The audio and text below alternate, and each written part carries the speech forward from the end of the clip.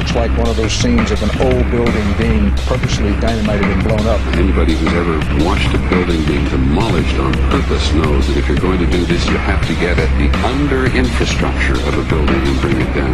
The way the structure is collapsing, this was the result of something that was planned. It's not accidental that the first tower just happened to collapse and then the second tower just happened to collapse in exactly the same way. How they accomplished this, we don't know.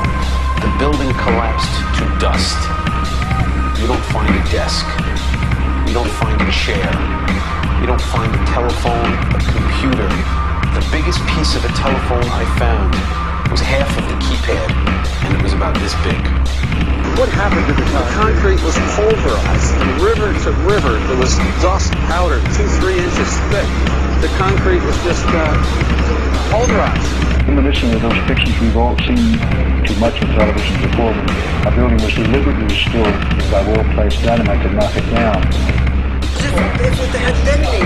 They were planned to take down a building. Boom, boom, boom, boom. I heard a second explosion. There was a heavy-duty explosion. Then it's secondary explosions and then subsequent collapses. An explosion blew and it knocked everybody over. To me, it sounded like an explosion. It sounded like gunfire.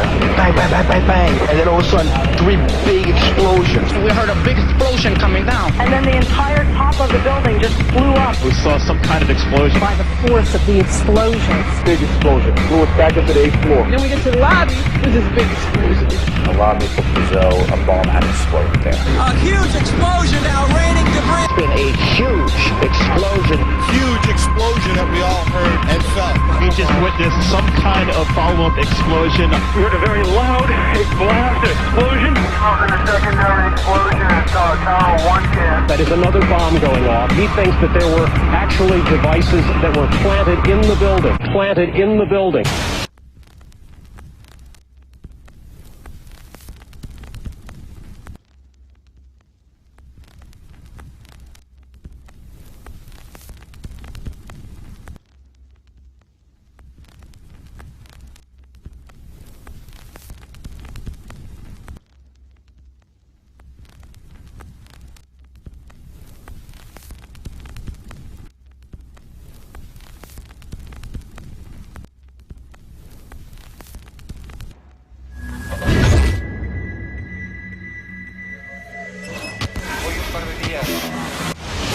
I don't think anybody could have predicted that they would try to use an airplane as a missile, a hijacked airplane as a missile. Nobody in our government, at least, and I don't think the prior government could envision flying airplanes into buildings.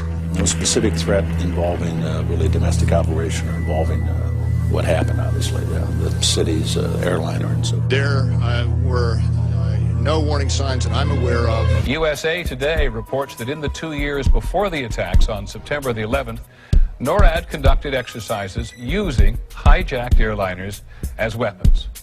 And one target was the World Trade Center.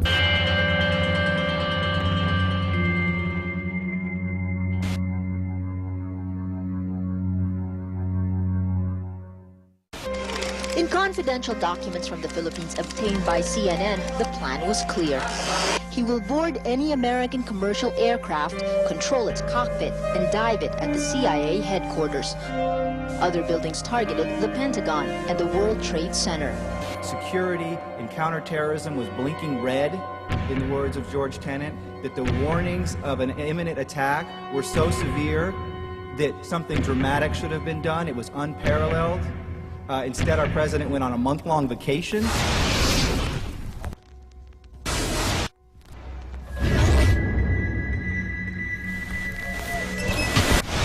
The head of Pakistani intelligence at the ISI, Mahmoud Ahmed, requested Omar Sheikh to wire $100,000 to Mohammed Atta, who was the lead hijacker.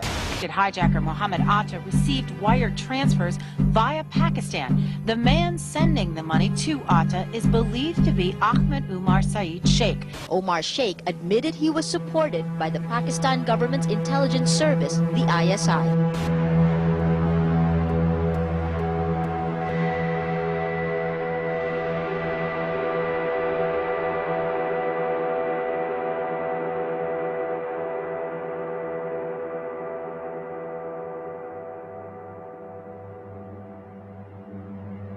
although we are told that 4 or 5 of the alleged hijackers were on each of the flights. If so, their names should have been on the flight manifests.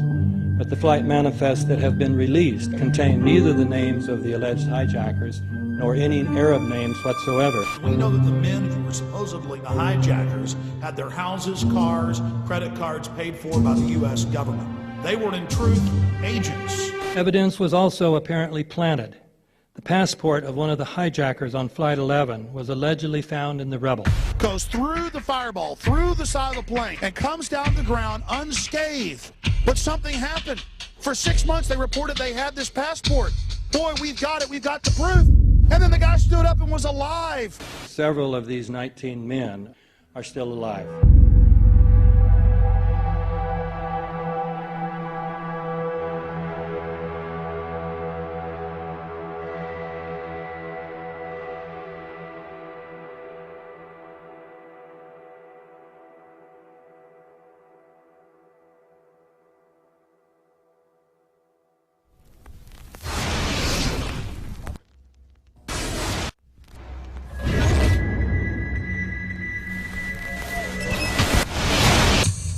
Of course we're after Saddam Hussein, bin Laden. He's January 2001, the Bush administration orders the FBI and intelligence agencies to back off investigations involving the bin Laden family, including 2 of Osama bin Laden's relatives, who were living, guess where, in Falls Church, Virginia, right next to CIA headquarters. When he was already America's most wanted criminal, he reportedly spent 2 weeks in the American hospital in Dubai, was treated by an American doctor, and visited by the local CIA agent.